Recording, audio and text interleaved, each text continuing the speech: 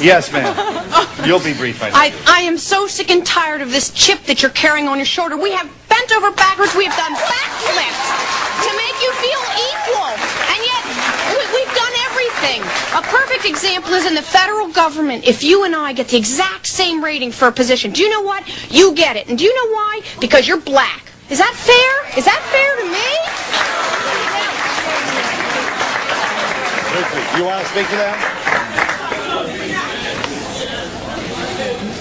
There is a woeful lack of understanding, not only in the black community, but really in the white community, of why black people are in the condition that we're in, and why all of the efforts that whites have made and government has made to try to solve the problem in the way that government sees fit has not really worked. And blacks are still crying out for more and more and more. And I realize that this is an irritant to white people because you really don't understand. And it's not really your fault. It's not really your fault, you just don't understand. But I think if you gave yourself a chance to hear what happened to these black people that makes them as they are, as an irritant to you and those who think you have done the best you could. And maybe you have, but I respectfully suggest to you that there's so much more that could be done, that should be done, and that must be done if America is to survive. Believe me. Esquire magazine, on your stand now, an outfit I have no personal interest or professional monetary interest in. Pete Hamill writes about racism going to college. Brown University, the alma mater of Amy Carter, a highly regarded institution. Niggers go home was found in an elevator, a sign. Men and women were crossed out in lavatory doors, replaced by whites and niggers.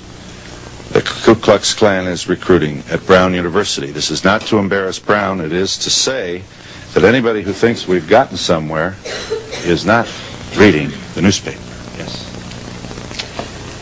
I would like to know, as a mother and a grandmother, what can we do to instill in our children coming up?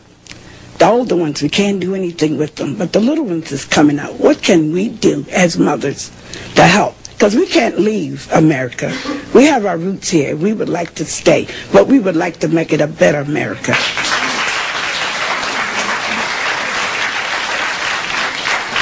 If we wish to make our children better, one of the things we have to do is to teach them the knowledge of themselves. As a little boy, my blessed mother kept instilling in me the love and the pride of being black. She made me to know my history, to know my roots.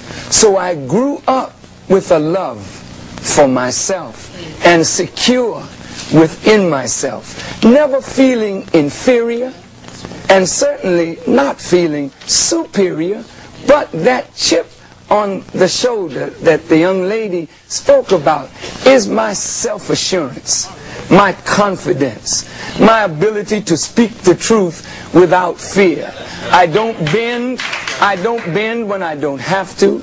I don't scratch where I don't itch. I look white people in the eye and speak honestly and truthfully and candidly and unhypocritically to you. That's not a chip.